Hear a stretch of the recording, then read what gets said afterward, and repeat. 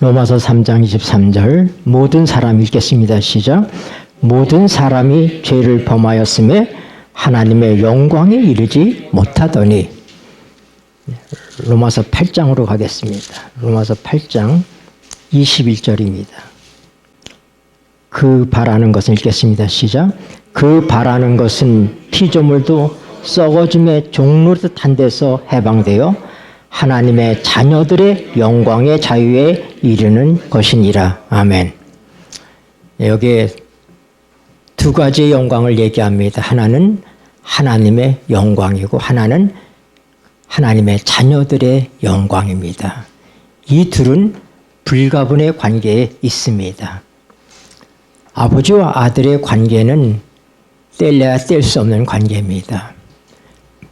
아버지가 영광을 받으면 아들에게도 영광이고 아들이 영예롭게 되면 그것이 아버지에게도 영예가 되는 것입니다. 마찬가지로 하나님의 영광과 자녀들의 영광은 불가분의 관계 속에 있다고 하는 사실입니다. 우리는 죄를 지을 때 뭘 생각하느냐? 오늘 우리가 공부했지만 심판을 생각합니다. 또 우리가 이 죄로 인하여서 멸망받지 않을까 하는 두려움을 갖습니다. 그러나 하나님은 그렇지 않습니다. 하나님은 우리가 죄를 지을 때 하나님은 어떠시냐? 하나님 부끄러우십니다. 하나님의 영광이 훼손된다 이 말입니다.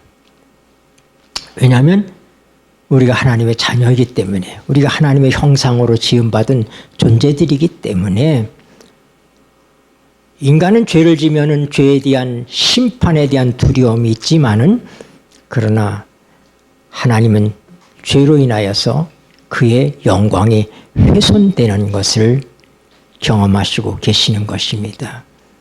그러므로 죄의 문제의 궁극적 해결은 하나님의 영광의 회복과 관련이 있는 것입니다. 왜냐하면 하나님의 창조의 전 목적은 뭐예요? 영광이기 때문에 그렇습니다. 이사야 43장 7절에 보면 하나님께서 우리 사람을 하나님의 영광을 위해서 지었다고 말씀하고 계십니다. 하나님 왜 우리를 창조하셨어요? 뭘 위해서? 하나님의 영광을 위해서. 오늘 우리가 하나님의 영광에 대해서 생각을 하겠습니다. 말씀을 살펴보도록 하겠습니다. 그러므로 인간의 타락은 하나님의 영광에 말할 수 없는 훼손을 경험하게 된 것입니다. 마찬가지로 하나님의 창조한 세계에 죄가 등장한다고 하는 것은 그것은 심각한 하나님의 영광에 대한 훼손입니다. 완전하신 하나님, 실수가 없으신 하나님, 그 하나님이 창조한 세계에 죄가 생겨났습니다. 그래서 하나님께서는 하나님의 훼손된 영광의 회복을 위하여 이 죄의 문제를 다루시는 것입니다. 오늘 우리가 심판에 대해서 공부했어요. 그렇죠? 네. 근데 심판은 왜 필요한가? 왜 필요해요? 심판은 하나님의 영광과 관련이 있습니다.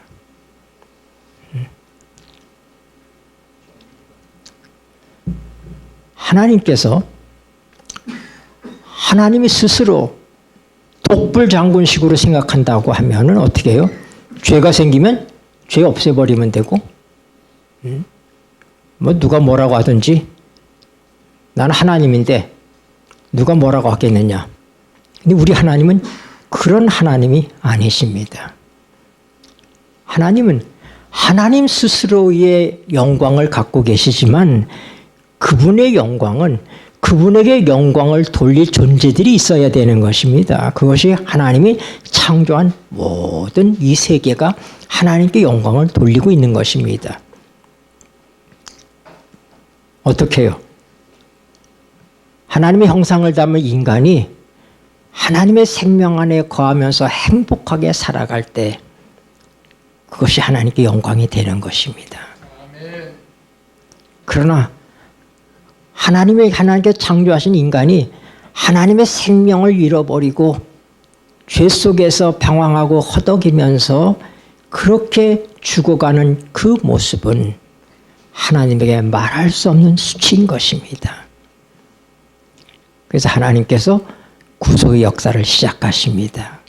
그러나 거듭 얘기하지만 이 지구에 대한 하나님의 구속의 역사는 사단의 타락과 불가분의 관계 속에 있습니다. 하나님께서 왜 사단이 타락했을 때 즉시 그를 심판하지 않으셨을까? 왜 그 존재를 없애지 않으셨을까? 그러면 하나님은 어떤 분이 될까요? 하나님은 대단히 엄하신 분, 법을 법대로 처리하시는 분, 용서가 없으신 분. 사람들은 두려움 속에 하나님을 따르게 될 것입니다. 그들의 마음속에서부터 우러나는 존경과 사랑과 그걸 가지고 하나님을 따르는 것이 아니라 야, 이거 잘못하면 우리도 저 사단처럼 되겠네 하는 생각을 가지고 어떻게 해요? 하나님을 따르게 될 것입니다. 그것은 하나님의 뜻이 아니고 그것은 하나님의 영광에 반하는 것입니다. 그래서 하나님께서 어떻게 했어요?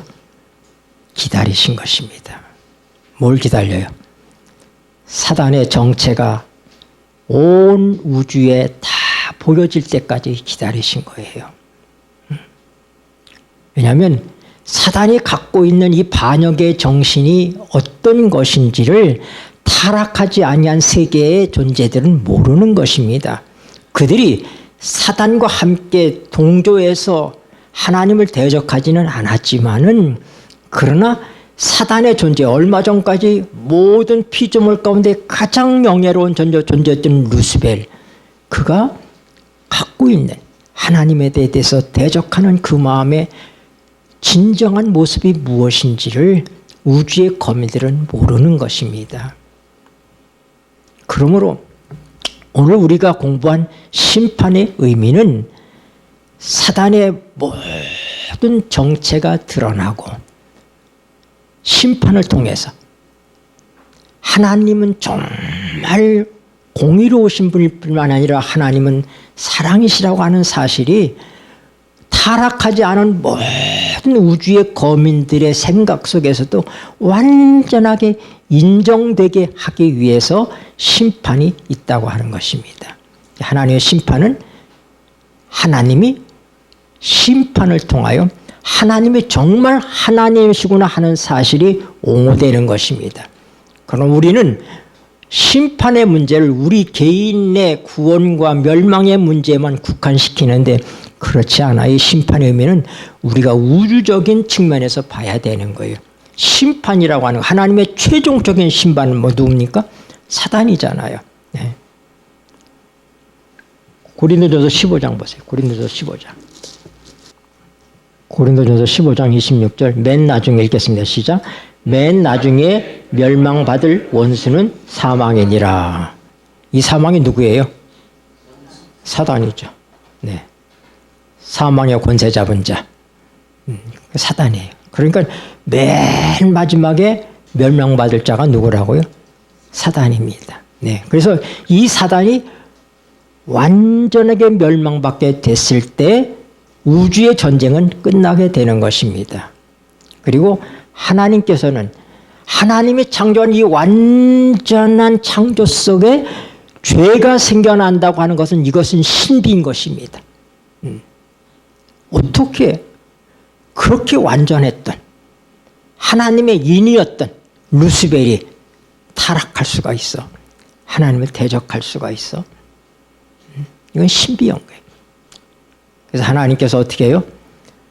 하나님을 반역하는 이 반역의 정신, 죄의 문제를 이 우주에서부터 영원히 심판하시는 일을 시작하신 것입니다. 영원히 끝장내시는 것. 그래서 다시 이런 일이 하나님이 창조한 세계 속에 일어나지 않도록 하기 위해서 어떻게 해요?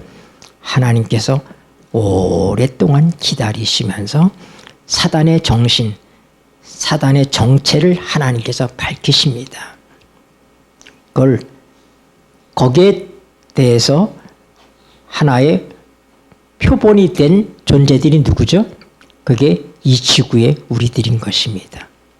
하나님은 처음부터 마지막까지 모든 일을 아시는 분이십니다. 그럼 하나님이 창조하기 전에 사단이 타락할 걸 아셨을까요? 아셨죠. 그리고 사단이 타락한 다음에 지구의 창조가 있었습니다. 그 하나님의 생각 속에 지구 창조가 하나님의 계획 속에 있습니까? 없습니까? 있었겠죠? 네. 그리고 지구가 창조된 다음에 사단이 지구를 타락시킬 것을 아셨을까요? 아셨죠. 그러니까 이 모든 일을 아시는 하나님께서 하실 수 있는 가장 완전한 방편으로 죄를 영원히 우주에서부터 끝장내시는 심판을 시작하신 것입니다. 이것이 지구의 창조와 관련이 있는 거예요. 그러므로 심판의 의미를 이런 우주적 관점에서 보지 아니하면 우리가 너무나 지엽적인 것에 속해 있어서 사람들이 예수님을 믿는 자에게는 심판이 없다고 그랬는데 요한복음 5장 24절에 보면은 내 말을 듣고 나 보내신 이를 믿는 자는 영생을 얻었고 심판에 이르지 아니하나니 사망에서 생명으로 옮겼느니라. 심판이 없다고 그랬다. 그런데 왜 심판이 있느냐? 사람들이 여기에 많이 걸려 넘어집니다. 그런데 심판은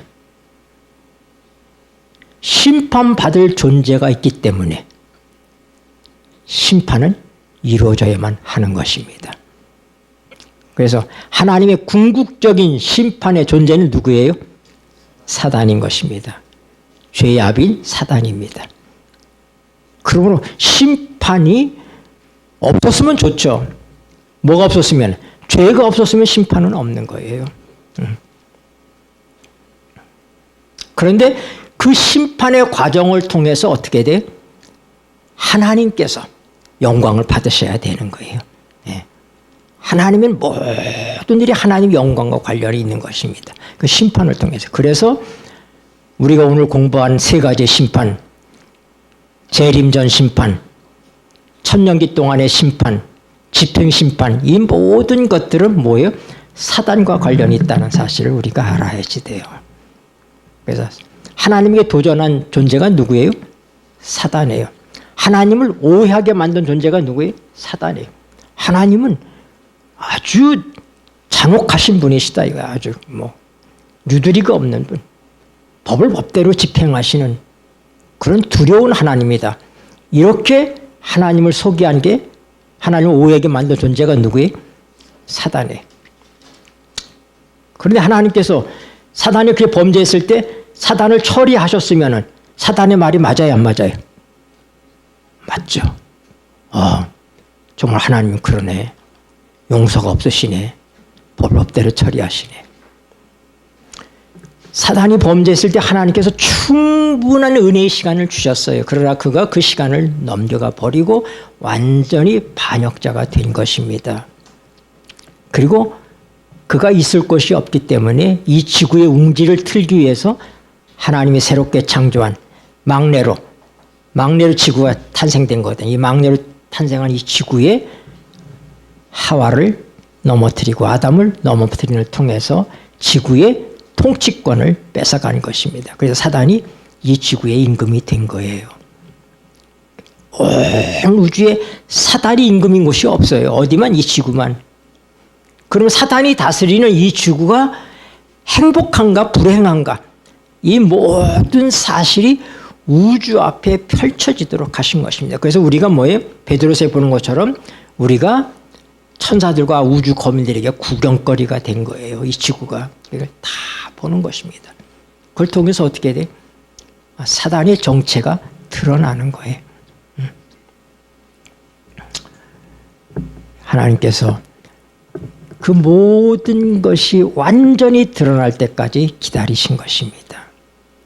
그 일 때문에 어떤 의미에서 이 지구는 고통을 겪는 것이죠. 사단에게 농락을 당하는 것입니다. 근데 하나님께서 그렇게 되도록 한 것은 아니지만 하나님의 허락하심이 없으면 참새 한 마리도 땅에 떨어지지 않는다고 그랬어요. 그러면 사단이 지구를 타락시키는 그 모든 일에 있어서도 하나님이 모르고 당하신 것이 아니라 알고 당해 주신 것이다, 이 말입니다. 그래서 하나님의 반격이 시작되는 거예요. 그래서 그 모든 일을 통해서 동원된 존재가 뭐예요?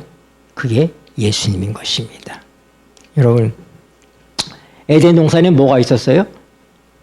생명과가 있었습니다. 우리는 그 생명과를 먹어야 되는 거예요. 왜요?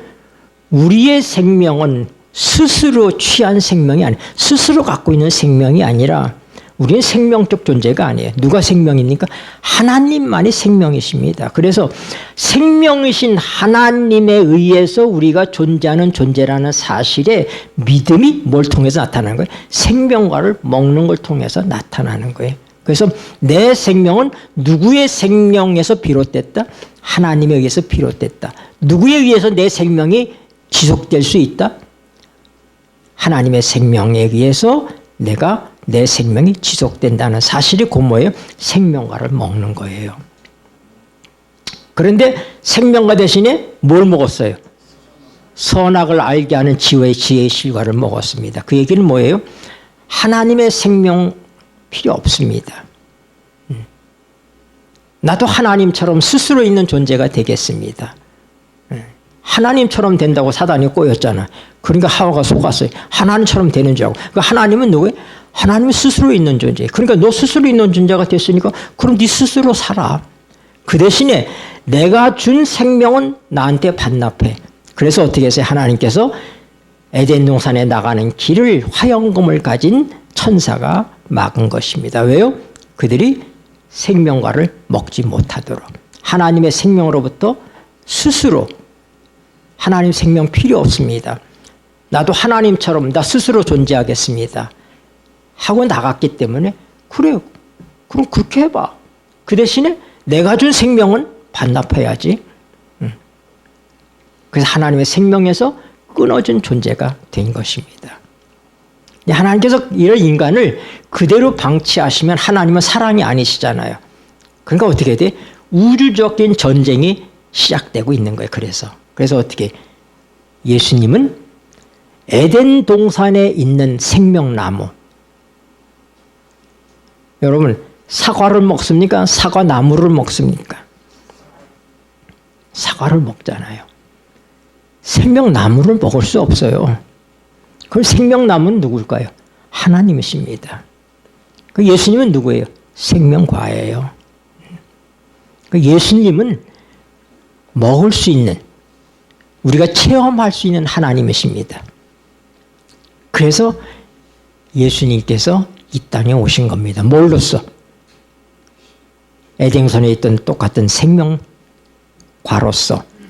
그래서 우리에게 그 생명을 주시기 위해서 이 땅에 호를 단신으로 내려오신 거예요. 그래서 예수님께서 뭐라고 말씀하신 거예요? 우리가 아까도 얘기했지만 내가 생명의 떡이다. 내 살을 먹고 내 피를 마시지 않는 자에게는 뭐가 없다? 생명이 없다. 왜요? 생명과를 거절한 아담과 하와와 그의 후손들에게 생명이 끊어진 것처럼 오늘 하나님께서 우리에게 또 다른 생명과로서 우리에게 제공하신 분이 누구다? 그분이 예수님이시다. 예수님은 생명과로서 우리에게 온 거예요. 그래서 아무도 하나님을 직접 하나님으로 체험할 존재는 없습니다. 그러나 누구요? 예수 그리스도를 통해서 우리는 하나님을 체험할 수 있는 거예요. 예수님 뭐라고요? 나를 본 자는 아버지를 보았거늘, 그런 거예요. 그러니까 우리는 영접할 수 있는 하나님,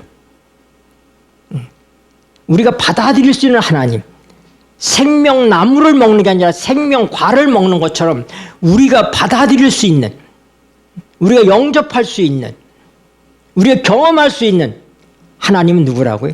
예수 그리스도시라고 하는 거예요. 그분은 우리의 진정한 뭐예요? 생명이신 분인 거예요. 그래서 요한일서 5장 11절과 12절 말씀, 우리가 기억절 말씀 외우고 있죠, 여러분들? 뭐예요? 하나님 우리에게 영생을 주신 것과 이 생명이 그 아들 안에 있는 것이다. 그러니까 하나님께서 직접 우리에게 생명을 주신 게 아니에요. 누구를 통해서 주신 거예요? 하나님의 생명은 예수 그리스도에게 있어요. 요한복음 1장에 보니까 그 안에 생명이 있었다 그랬잖아요. 모든 생명은 하나님으로부터 비롯되지만 그 생명은 누구를? 예수 그리스도를 통해서 그 생명이 전 우주에 존재하게 된 것입니다. 바로 그 생명이시오 생명의 시여자이신 예수님께서 직접 하나님의 품을 떠나고 스스로 하나님이 되어버려서 사단의 수중에 떨어져 버린 우리를 건져내시기 위해서 그분이 이 땅에 인간으로 오시는 거예요. 뭐요? 볼 수 있는 하나님, 영접할 수 있는 하나님, 실제적인 생명과로서 예수님이 이 땅에 오셨다고 하는 것입니다. 그래서 예수님께서 뭐라고요? 나를 먹어라 이거야. 내가 생명의 떡이다. 떡을 먹는 거잖아요. 그래서 이 사실을 우리가 먹는다고 하는 것은 실제적으로 먹는 것이 아니라 뭐예요? 믿는 것을 얘기하는 거예요. 영접하는 것. 예수님을 영접하는 거예요. 생명이신 그분을 우리가 영접할 때, 받아들일 때 생명이 아들 안에 있기 때문에 그 아들이 있는 자에게는 생명이 있고 아들이 없는 자에게는 생명이 없다. 그러니까 예수님과 우리의 생명적 관계가 생명인 것이지, 그러니까 우리는 늘 죄의 문제에 골몰하는데 여러분, 하나님에게는 죄의 문제가 그렇게 큰 문제가 아니에요. 그건 왜요? 영원히 끝장내셔서 뭘 통해서? 십자가를 통해서. 십자가를 통해서 죄의 문제는 하나님 편에서는 다 끝난 것들입니다. 그런데 사단은 여전히 우리를 죄짓게 만들어서 뭐라고요? 우리를 죄인이라고 하나님 앞에서 그렇게 내보이려고 하는 거예요. 그럴 때마다 우리 주님께서 자기의 피를, 자기의 찢기신 몸을 제시하면서 아버지 다 치르지 않았습니까? 이 사실을 통해서 어떻게 돼요? 이 말세의 재림전 심판을 통하여, 재림 심판엔 누가 참여해요? 다니엘 7장을 봐봐요. 불이 강처럼, 읽겠습니다. 시작. 불이 강처럼 흘러 그 앞에서 나오며 그에게 수종하는 자는 천천히요 그 앞에 시위하는 자는 만만이며 심판을 베푸는데 책들이 펴놓였더라. 여러분, 심판하는데 책이 있어요. 이 기록한 책들이 있습니다. 이게 책은 보여주기 위한 것이죠. 그렇죠? 책은 보여주기 위한 것입니다. 그러면 그 책은 누가 보기 위한 거예요? 그 책을 준비하신 분이 누구예요? 하나님이시잖아요. 하나님은 책이 필요 없어요. 하나님 다 하시고 계신데요. 그런데 심판할 때 책이 있어요. 왜 책이 필요하냐? 볼 존재들이 필요하다 이 말입니다. 누가 보느냐? 시위하는 천천만만의 천사들이 있어요. 지금 이 장면은 바로 조사심판, 다시 얘기해서 로마 교황권의 세력이 강성한 다음에 그 다음에 하나님께서 그를 심판하시는 광경으로, 여기서 보면은 예수님께서 13절 보세요. 13절, 12절 보면 그 남은 모든 짐승은 그 권세를 빼앗겼으나 그 생명은 보존되어 정한 시가 이르기를 기다리게 되었더라. 13절 읽겠습니다. 시작. 또 내가 또 밤 이상 중에 보았는데 인자 같은 이가 하늘 구름을 타고 와서 옛적부터 항상 계신 자에게 나와 그 앞에 인도되매. 여러분, 이거 예수님 재림하는 광경 아니에요? 이거 뭐예요? 예수님이 하나님의 보좌 앞으로 나가는 거예요. 뭐예요? 대속죄일날 대제사장이 하나님의 보좌 앞에 가잖아요. 시은수 앞으로 나가는 것처럼 하늘 성소에서 봉사하시던 예수님이 어떻게 해요? 하나님이 계신 지성소에 하나님의 보좌 앞으로 나가고 있는 장면이에요. 그때부터 뭐가 시작된다? 심판이 시작된다. 우리 다니엘 8장 14절에 뭐예요? 2300주야 끝에 뭐가 심판이 시작된다 이 말입니다. 그러니까 재임 전 심판은 그 대상이 누구냐? 하나님의 백성이에요. 예수 그리스도를 영접한 자들이 심판의 대상입니다.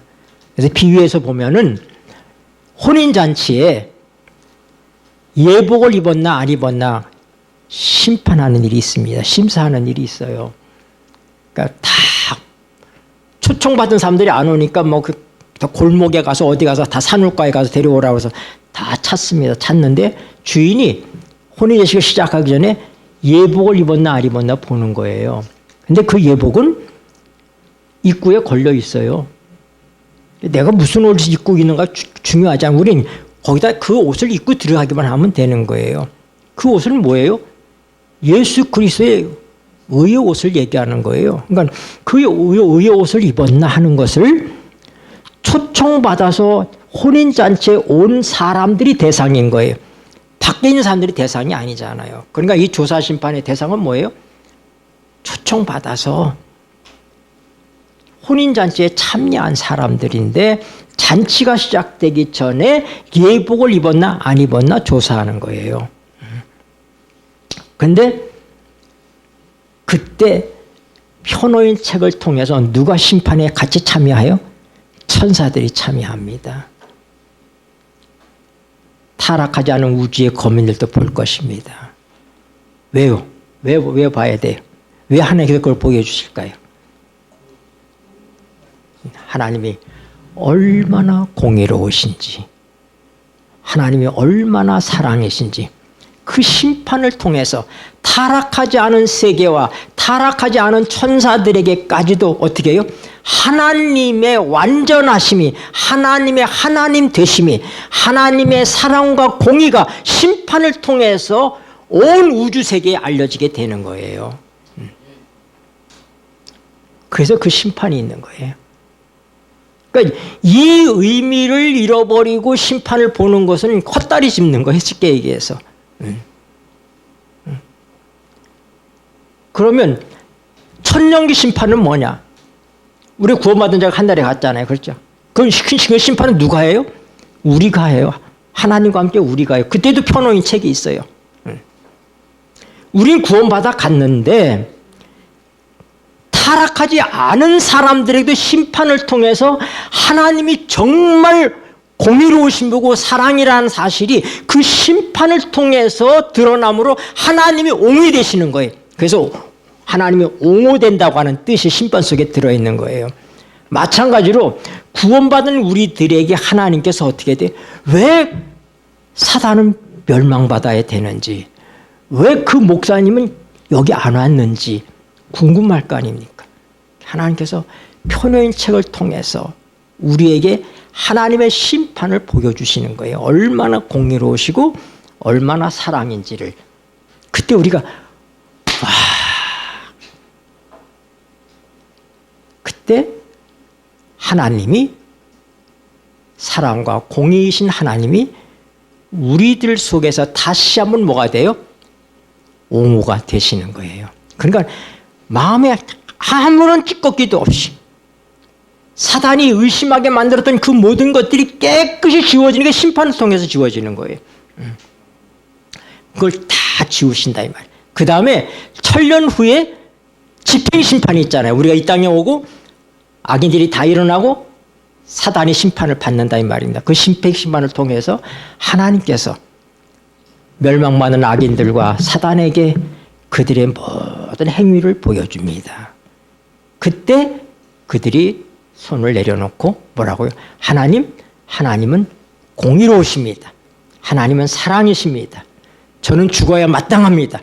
그들이 스스로 그렇게 인정하게 한 다음에 영원히 그들을 멸망시키심으로 타락하지 않은 세계 속의 심판을 통해서 하나님께서 옹호되시고 구원받은 자들 세계 속에서부터 우리가 1000년 동안 심판을 통해서 하나님이 옹호되시고 집행심판을 통해서 멸망받는 존재들까지라도 하나님을 인정하고 그러므로 멸망받음으로 이 우주세계에 다시는 하나님에 대한 의심과 죄가 생겨나지 않도록 철저하게 끝장내시는 방법이 뭐다? 그게 심판이라고 하는 거예요. 그 심판을 왜 심판이 필요한지 아셨죠? 네. 우주적 측면에서 그걸 봐야 된단 말이에요. 제가 늘 얘기하잖아요. 우리의 이 구속을 우주적 측면에서 하나님의 입장에서 봐야 된다고 얘기하잖아요. 그러니까 심판이 하나님의 입장에서 왜 필요했는지를 여러분이 아시면 뭐 조사 심판이 두려웠고 뭐 이런 문제들이 아니고 사단이 그런 데에 우리를 갖다가 하나님의 진리 백성을 우리가 진리 갖고 있잖아요. 진리 백성을 갖다가 그런 걸로 흔들어 놓는 거예요, 사실상. 그렇기 때문에 거기에 흔들림 없이 우리는 뭐예요? 하나님께서 왜 심판하시는지에 대한 그 심판의 이유와 목적을 알게 되면 우리는 하나님께 감사하고 영광을 돌릴 수밖에 없는 것입니다. 그러면서 어떻게 돼요? 이 기간 동안에 예복을 입는 것. 그러니까 우리의 행위의 문제가 아니라 뭐예요? 우리가 철저히 믿었는가? 하나님 우리에게 제공하신 이 구속의 모든 것들을 철저하게 우리가 믿음으로 받아들였는가 하는 것인 것입니다. 그것이기 때문에 우리의 죄의 문제 때문에 아이고 내가 멸망받으면 어떡하나 이런 두려움을 갖도록 하는 것이 사단이 하는 것입니다. 네. 믿음은 누가 주시는 거예요? 하나님이 주시는 거예요. 그럼 의심은 누가 주는 거예요? 사단이 주는 거예요. 그러니까 여러분이 의심을 갖도록 만드는 여러분을 흔드는 모든 기도가 어디서부터 온다? 사단으로부터 온다는 사실을 알아야 되겠다 이 말입니다. 그래서 흔들림 없는 뭘 가져야 돼? 믿음을 가져야지 되는 것입니다. 네, 오늘 시간이 가서 여기까지만 해야 될 것 같아요. 네, 오늘 제가 이 심판에 대한 것과 오늘의 우리가 배울 이 하나님의 영광과 관련이 되기 때문에 제가 접목을 해서 오늘 설명을 했습니다. 이제 여러분은 다시는 조사 심판 문제로 다 시험 받을 필요가 있다 없다? 없다. 심판이 왜 필요하다? 하나님의 영광을 위해서. 하나님의 영광을 위해서. 네. 이해되셨죠? 네. 그래서 왜 천사들이 우리 조사 심판하는 일에 천사들이 참여할 필요가 있는가? 그들은 타락하지 않았지만 심판을 통해서 다시 한번 사단의 그들의 머릿속에 남겨두었던 모든 것들이 깨끗이 사라지게 하는 거예요. 여러분도 하늘나라 가지만 궁금할 거 아닙니까? 왜 누구는 구원 못 받았지? 저 사람이 어떻게 여기 왔지? 이런 궁금한 게 있을 거 아니에요? 그 모든 게 깨끗이 클리어되는 거예요. 하나님께 영광을 돌리게 되는 거예요. 심판은 하나님의 영광을 위해서 있는 거예요. 네, 기도하시겠습니다. 고마우신 하늘아버지, 오늘 이 축복된 날에 우리에게 영원한 생명으로 허락된 예수 그리스도를 통하여 하나님의 생명에 다시 참여하는 자가 되게 하시고 그 생명 안에서 살아갈 수 있도록 하시는 주의 은총을 인하여 감사를 드립니다. 계속되는 심판을 통하여 타락하지 않은 세계와 구원받은 자들과 멸망받는 모든 자들을 통하여 홀로 영원히 영광을 받으실 아버지께 감사하며 세세토록 주님께만 영광이 되게 하여 주시옵소서. 예수님의 이름으로 기도드립니다. 아멘.